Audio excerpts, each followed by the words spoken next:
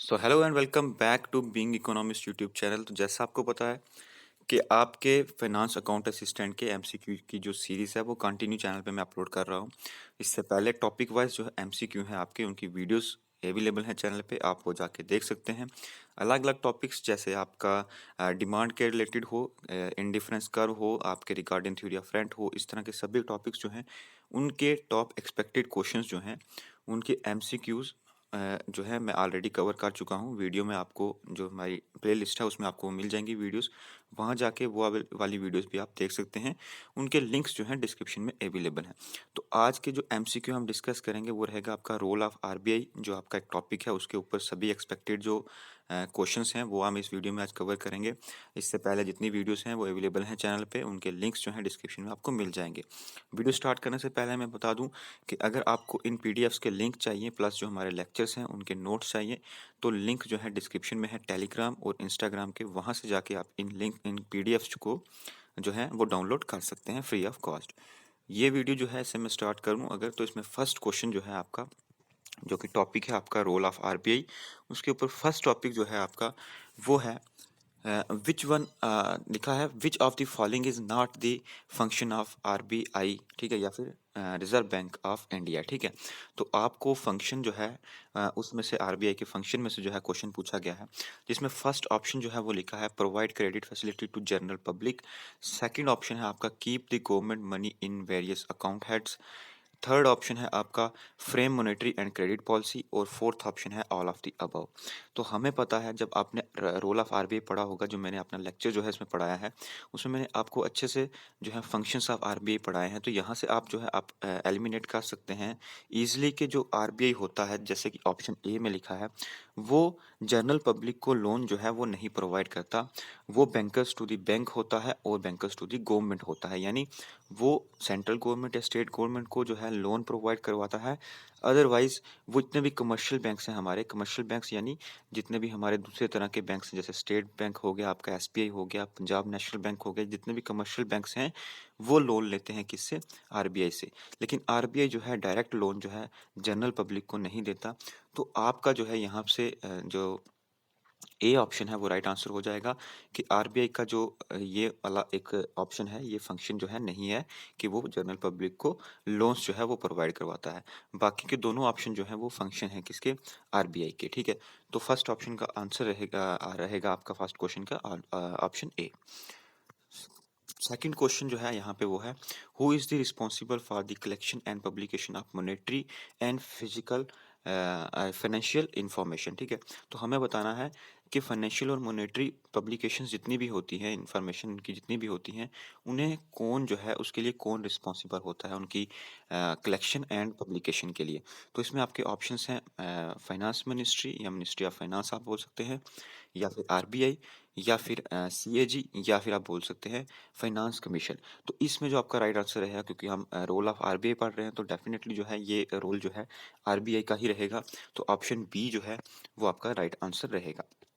Next question है आपका who will act as bankers to the government of India. तो मैंने ऑलरेडी आपको फर्स्ट क्वेश्चन में ये बता दिया कि जो आपका आरबीआई होता है, ऑप्शन फोर्थ जो है यहाँ पे डी, जो आरबीआई होता है वो बैंकर्स टू द गवर्नमेंट भी रहता है। यानी अगर गवर्नमेंट को इन फ्यूचर कहीं लोन लेना होता है तो वो किसके पास जाएगा? आरबीआई के पास जाएगा। तो इसका राइट आंसर रहेगा आपका आंसर ऑप्शन डी, ठीक है। नेक्स्ट क्वेश्चन है आपका व्हाट इज रेपो रेट, ठीक है। तो जो मैंने अपना लेक्चर जो है पढ़ाया था उसमें मैंने आपको different types of bank rates जो हैं, इनको कलेक्टिवली अगर मैं कहूँ जितने भी बैंक रेट्स हैं आपके, repo rate, reverse repo rate, आपका सीआरआर, एसएलआर, ये जितने भी रेट्स हैं ये मैंने आपको पढ़ाए हुए हैं। इन्हीं में से एक रेट जो है आपको पूछा जा रहा है रेपो रेट। तो यहाँ पे इसके ऑप्शन जो हैं सारे आपके सामने हैं। क्या लिखा है? It is the rate, option A में लिखा है it is the rate at which RBI sells government security to bank. Option B जो है आपके पास में it is the rate at which RBI buys government security from the bank. Option C है आपका it is the rate at which RBI allows small loan in the market. और option D है none of the above. तो मैं आपको बता दूं इसका राइट आंसर जो है वो रहेगा ऑप्शन बी, यानी it is the rate at which RBI boys government security from banks, banks यहाँ पे मतलब कमर्शियल बैंक्स, ठीक है। तो आप बोलेंगे कि इसका ये तो वो रेट होता है जिसपे कमर्शियल बैंक्स जो हैं आरबीआई से लोन लेते हैं। ये बिल्कुल वही चीज़ जो है यहाँ पे रिफ्लेक्ट की गई है इस ऑप्शन बी में। इसका दूसरा मतलब यही है कि जो कमर्शियल बैंक्स हैं वो शॉर्ट टर्म लोन लेते हैं किससे, आरबीआई से। क्योंकि उन शॉर्ट टर्म लोन्स के बदले में वो क्या देते हैं, वो गवर्नमेंट सिक्योरिटीज जो हैं वो देते हैं किसे, आरबीआई को। वही चीज़ यहाँ लिखी है कि it is a rate at which RBI boys government security from banks, यानी जो कमर्शियल बैंक्स होते हैं उनसे वो क्या लेता है, short term securities, government securities जो है वो अपने पास रखता है, उसके बदले लोन देता है किसे, कमर्शियल बैंक्स को। तो इसका राइट आंसर जो है वो बी रहेगा। नेक्स्ट ऑप्शन है आपका, नेक्स्ट क्वेश्चन है विच of the following is correct description about the bank rates. तो मैंने आपको बैंक रेट्स के बारे में ऑलरेडी पहले बताया, ठीक है। बैंक रेट के बारे में कि बैंक रेट क्या होता है, ठीक है। बैंक रेट्स को या फिर बैंक रेट को कलेक्टिवली आप जितने भी ये रेट्स होते हैं आपका repo rate, reverse repo rate, CLR, SLR, ये सारे आप इसमें काउंट कर सकते हैं, या बैंक रेट्स को आप अलग से भी देख सकते हैं। ऑप्शंस में अभी आप जो है क्लियर हो जाएगा। ऑप्शन ए है आपका rate of interest charged by commercial bank from the borrowers. Option B है आपका rate of interest which commercial banks discount bills of their borrower। Option C है आपका rate of interest allow by commercial banks on their deposits. और option D है आपका rate at which RBI purchase or discount of exchange of commercial bank. तो इसका जो right answer रहेगा वो रहेगा ऑप्शन फोर्थ, यानी ये एक ऐसा रेट है जिसके बदले में हमें नहीं, यानी यहाँ पे पब्लिक की बात नहीं हो रही है, यहाँ कमर्शियल बैंक्स की बात हो रही है, उनको डिस्काउंट बिल्स मिलते हैं। या फिर जब आरबीआई परचेज या सेल करती है गवर्नमेंट सिक्योरिटी, एक एक तरफ से देखें तो ऑन द वन हैंड जो है आरबीआई सेल या परचेज करेगी क्या, गवर्नमेंट सिक्योरिटीज, या दूसरी तरफ कमर्शियल बैंक्स आरबीआई से शॉर्ट टर्म बोरविंग करेंगे या लोन लेंगे वाया रेपो रेट और सीआरआर, इस तरह के जितने भी रेट्स हैं, उसके बदले में उन्हें जो डिस्काउंट बिल्स मिलते हैं उसे हम बोलते हैं बैंक रेट। तो आपका राइट आंसर जो रहेगा वो है ऑप्शन डी के किसी भी तरह का एक्सचेंज के टाइम पे, परचेजिंग के टाइम पे जो डिस्काउंट बिल्स आपको देता है कौन, आरबीआई, वो होता है क्या, बैंक रेट, ठीक है। अब नेक्स्ट जो है आपका वो है ऑप्शन क्वेश्चन नंबर 6, दी कैश रिजर्व रेशियो यानी CRR रेफर टू, ठीक है। अब आपको बताना है CRR जो है वो क्या होता है, ठीक है। ऑप्शन ए है आपके सामने, ऑप्शन ए है आपके सामने the liquid cash that bank have to maintain with the RBI यानी Reserve Bank of India as a certain percentage of their demand and time deposit. Option B है आपका cash that bank have to keep in their vaults in order to meet sudden demand from depositors in the time of crisis। या फिर option C है the cash that household have to keep in reserve to meet sudden increase in price of essential goods and services। इसी तरह से D option है आपका the cash that government keep the in reserve, ठीक है। तो यहाँ पे जो है CRR की बात हो रही है। ऑप्शन सी में लिखा है किसके रेफरेंस में, हाउस होल्ड के रेफरेंस में, यानी कंज्यूमर्स के रेफरेंस में। ऑप्शन डी में लिखा है गवर्नमेंट के रेफरेंस में। लेकिन हमें पता है CRR जो होता है हमारा वो किसके रेफरेंस में होता है, कमर्शियल बैंक के रेफरेंस में।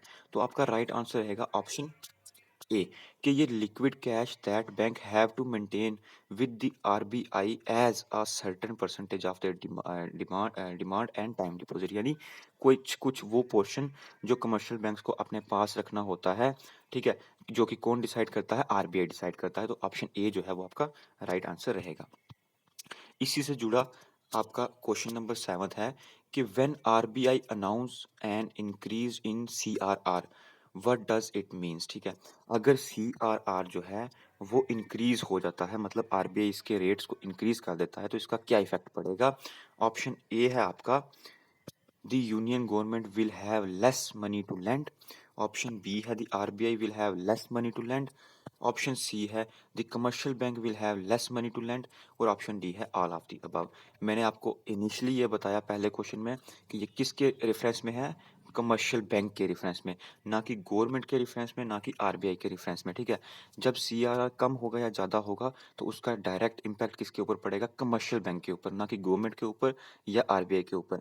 तो हमें पता है जब सीआरआर बढ़ जाएगा तो अब कमर्शियल बैंक को अपने पास में जो reserve as a cash reserve अपने पास रखना है, वो ज़्यादा मनी रखनी है। यानी अगर पहले ये 15% था, अब 20% हो गया है, तो उसके पास में अपने पास में उसको डिपॉज़िट जो रखना है वो ज़्यादा रखना है और उसके पास में जो दूसरी तरफ लोन देने के लिए पैसा होगा वो अब कम बचा है। इसका मतलब है कि आपके पास जो कमर्शियल बैंक है will have less money to lend. अब जो मनी उसने लोन पे देनी है वो कम है उसके पास, ठीक है? तो इसका राइट आंसर रहेगा सी। नेक्स्ट क्वेश्चन है आपका the rate at which discounting the bills of first class bank is done by the RBI is called। Already हम इसे पढ़ चुके हैं डिस्काउंटिंग रेट के, जिसपे डिस्काउंटिंग बिल जो है फर्स्ट टाइम पे दिए जाते हैं किसको, बैंक्स को, वो आरबीआई के थ्रू वो होता है डिस्काउंटिंग रेट, ठीक है। नेक्स्ट जो है आपका वो है the lowering of bank rate by the Reserve Bank of India leads to. ठीक है, अगर हमारे पास में जिस भी तरह के रेट्स हैं जो कि हमें देने हैं, जो कि आरबीआई और कमर्शियल बैंक के बीच में होते हैं, लोन्स के थ्रू होंगे या किसी भी तरह से डिस्काउंट बिल्स जो होंगे, अगर वो क्या हो जाते हैं, यहाँ लिखा है लोवरिंग यानी उन्हें कम कर दिया जाता है, तो इसका क्या इम्पैक्ट पड़ेगा। फर्स्ट लिखा है option less liquidity in the market, option B more liquidity in the market, option C mobilisation of more deposit by the commercial bank, और ऑप्शन डी है no change in the liquidity in the market. तो इसका right answer जो है directly रहेगा आपका option B यानी मोर liquidity in the market. अब अगर डिस्काउंटिंग जो डिस्काउंट्स बिल या फिर डिस्काउंट रेट्स जो है मिल रहे थे कमर्शियल बैंक्स को, उन्हें कम कर दिया जाता है, यानी सीआरआर की एग्जांपल लेंगे, अगर उसे कम कर दिया जाएगा तो ज़्यादा से ज़्यादा मनी जो है वो मार्केट में लेंड कर सकता है। कौन? हमारा कमर्शियल बैंक। इसी तरह से अदर डिपॉजिट जैसे और तरह के जितने भी बैंक रेट्स हैं, अगर उनको कम कर दिया जाएगा तो जितने भी आपके पास में मनी है, किसके पास में, कमर्शियल बैंक्स के पास में, अब उनके पास में ज़्यादा मनी रहेगी, क्योंकि एक तो उन्हें लोन जो है आरबीआई से कम रेट में मिलेगा, कम रेट ऑफ इंटरेस्ट पे मिलेगा, तो ज़्यादा से ज़्यादा लोन लेंगे, ज़्यादा लोन देंगे तो मनी सप्लाई जो है मार्केट में ज़्यादा कर देंगे, ठीक है, लिक्विडिटी जो है मनी की वो ज़्यादा होगी। तो ऑप्शन बी जो है वो आपका राइट आंसर रहेगा।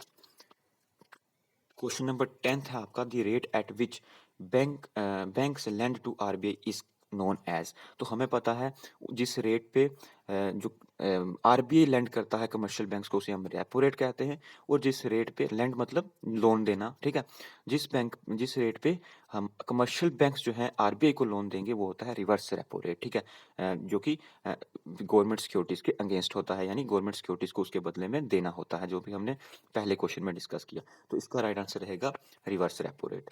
क्वेश्चन नंबर 11 जो है आपका वो है who was the first Indian governor of the RBI, ठीक है, आरबीआई के फर्स्ट इंडियन गवर्नर कौन थे, तो आपका राइट आंसर रहेगा सीडी देशमुख, ठीक है।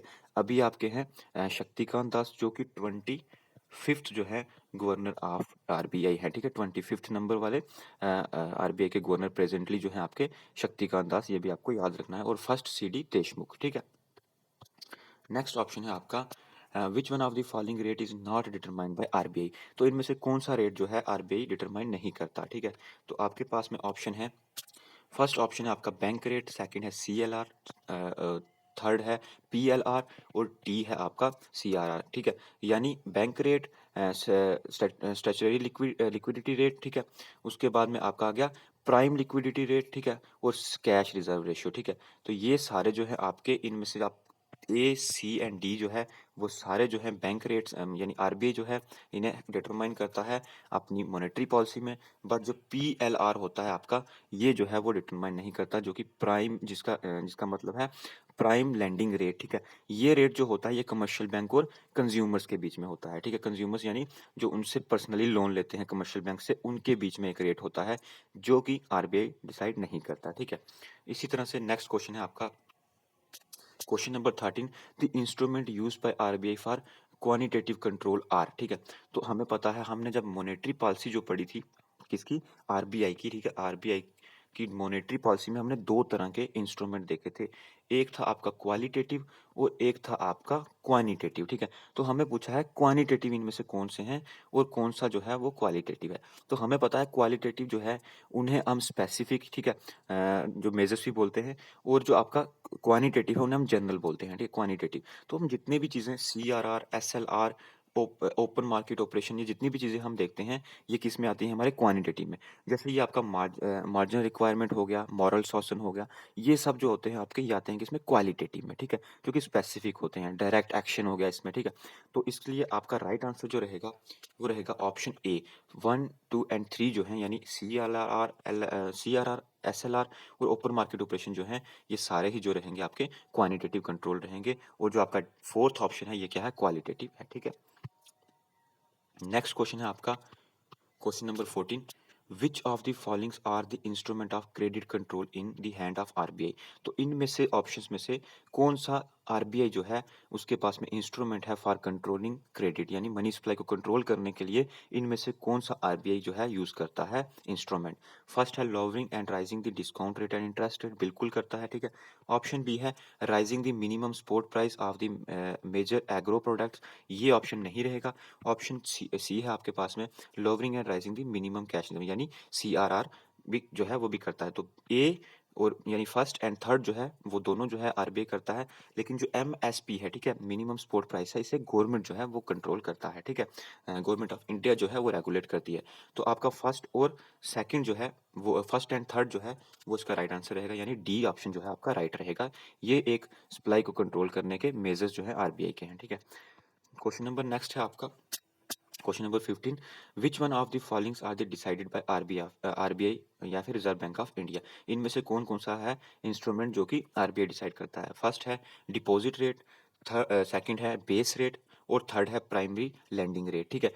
तो जो आपका फर्स्ट ऑप्शन आप देख रहे हैं डिपॉजिट रेट, ठीक है, वो जो है आरबीआई जो है वो डिसाइड करता है। इसके अलावा जो आपका सेकंड एंड थर्ड ऑप्शन है base rate and primary landing rate, ये दोनों जो है आरबीआई नहीं करता। तो आपका राइट आंसर रहेगा ओनली वन। ये कुछ क्वेश्चंस थे आपके रोल ऑफ आरबीआई में से या फिर RBI reserve Bank of India के। इसमें आपको अगर मैं एक बार फिर से बताऊं तो आपको इंस्ट्रूमेंट पे ज़्यादा ध्यान देना है और करैक्टरिस्टिक्स आरबीआई की जो उसका रोल है, बेसिकली उसके फंक्शन है, और इंस्ट्रूमेंट यानी मॉनेटरी पॉलिसी जो है आपको पूरी अच्छे से जो कवर कर लेनी है आरबीआई के। इसके जितने भी इंस्ट्रूमेंट हैं उसमें SLR, CLR जितने भी हैं इनके बारे में आपकी डेफिनेशन जो है, जैसे रेपो रेट की डेफिनेशन के ऊपर क्वेश्चन था, तो इसको आपने अच्छे से जो है क्लियर कर लेना है। मैंने अपने लेक्चर्स में इसको अच्छे से कवर करवाया है, आप मेरे लेक्चर को रेफर कर सकते हैं इसलिए इसके लिए। प्लस उसका पीडीएफ जो है लेक्चर का नोट्स का वो फ्री ऑफ कॉस्ट इंस्टाग्राम और टेलीग्राम पे अवेलेबल है, लिंक डिस्क्रिप्शन में है। चैनल आप ज़रूर सब्सक्राइब करें। कंटिन्यू वीडियो जो है MCQ पर आपके एग्जाम से पहले जो है अपलोड हो रही हैं, तो वीडियो को ज़रूर शेयर करें। Thank you.